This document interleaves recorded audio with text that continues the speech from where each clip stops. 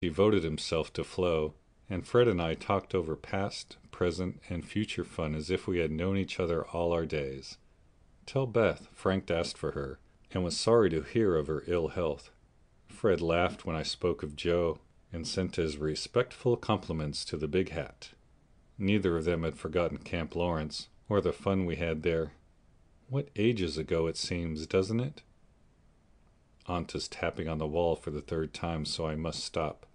I really feel like a dissipated London fine lady, riding here so late, with my room full of pretty things, and my head a jumble of parks, theatres, new gowns, and gallant creatures who say "ah" and twirl their blonde moustaches with the true English lordliness.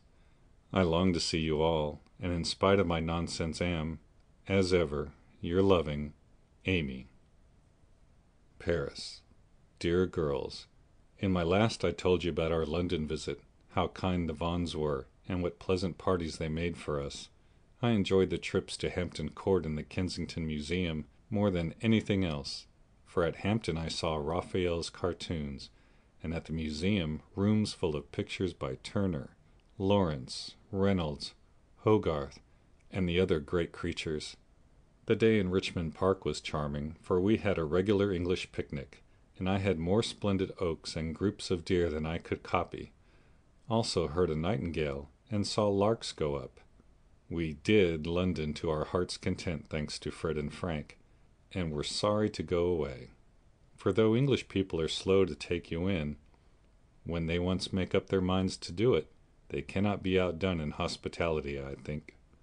The Vaughans hope to meet us in Rome next winter, and I shall be dreadfully disappointed if they don't.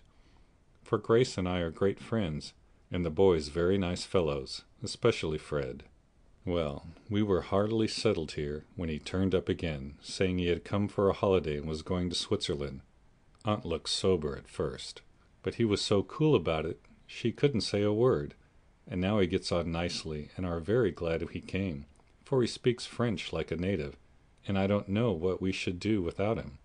Uncle doesn't know 10 words and insists on talking English very loud, as if it would make some people understand him. Aunt's pronunciation is old-fashioned, and Flo and I, though we flattered ourselves that we knew a good deal, find we don't, and are very grateful to have Fred to do the parlez-vouing, as Uncle calls it. Such delightful times as we are having, sightseeing from morning till night, stopping for nice lunches in the gay cafes, and meeting with all sorts of droll adventures. Rainy days I spend in the Louvre, reveling in pictures. Jo would turn up her naughty nose at some of the finest, because she has no soul for art, but I have, and I'm cultivation eye and taste as fast as I can. She would like the relics of great people better, for I've seen her Napoleon's cocked hat and grey coat, his baby's cradle, and his old toothbrush, also Marie Antoinette's little shoe, the ring of St. Denis, Charlemagne's sword, and many other interesting things. I'll talk for hours about them when I come, but haven't time to write. The Palais Royal is a heavenly place, so full of bijouterie and lovely things that I'm nearly distracted because I can't buy them. Fred wanted to get me some, but of course I didn't allow it. Then the Bois and the Champs-Élysées are très magnifiques. I've seen the imperial family several times. The emperor an ugly, hard-looking man. The empress pale and pretty, but dressed in bad taste, I thought. Purple dress, green hat, and yellow gloves. Little Nap is a handsome boy who sits chatting to his tutor, and kissed his hand to the people as he passes in his 4-horse brooch, with positions in red satin jackets, and a mounted guard before and behind. We often walk in the Tuileries gardens, for they are lovely, though the antique Luxembourg gardens suit me better. Père Lachaise is very curious, for many of the tombs are like small rooms, and looking in one sees a table with images or pictures of the dead, and chairs for the mourners to sit in when they come to lament.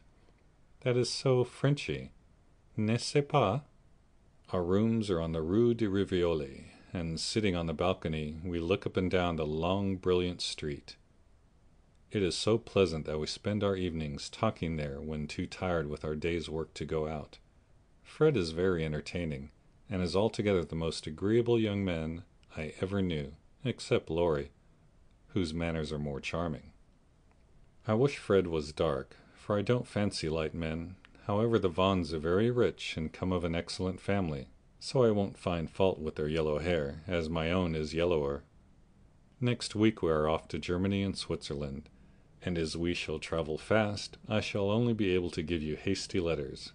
I keep my diary, and try to remember correctly and describe clearly all that I see and admire, as father advised. It is good practice for me, and with my sketch-book will give you a better idea of my tour than these scribbles. Adieu, I embrace you tenderly. Votre ami, Heidelberg. My dear Mamma, having a quiet hour before we leave for Bern, I'll try to tell you what has happened, for some of it is very important, as you will see. The sail up the Rhine was perfect, and I just sat and enjoyed it with all my might. Get father's old guidebooks and read about it. I haven't words beautiful enough to describe it. At Koblenz we had a lovely time, for some students from Bonn, with whom Fred got acquainted on the boat, gave us a serenade.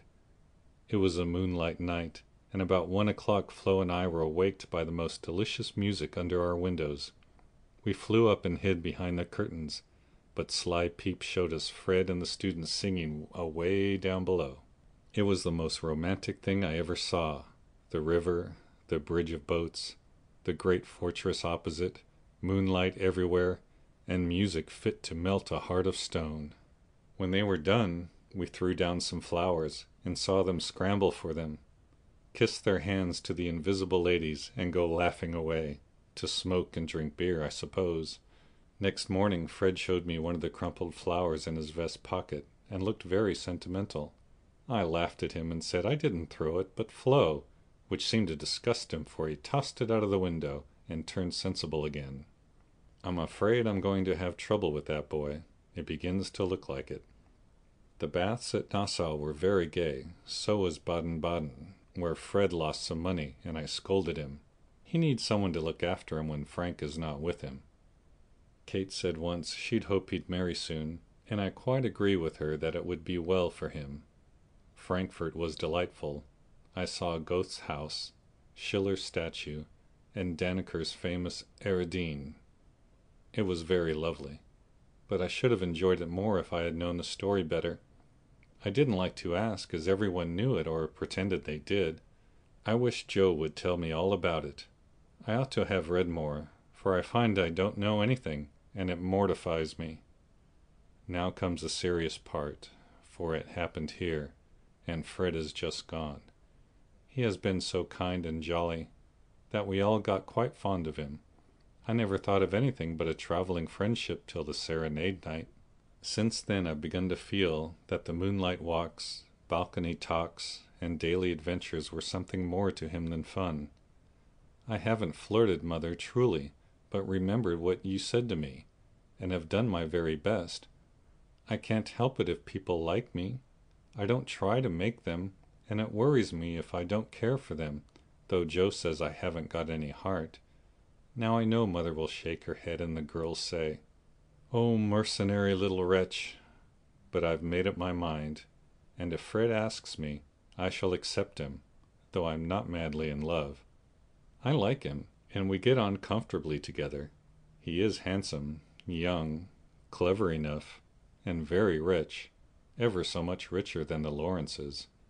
I don't think his family would object, and I should be very happy, for they are all kind, well-bred, generous people, and they like me.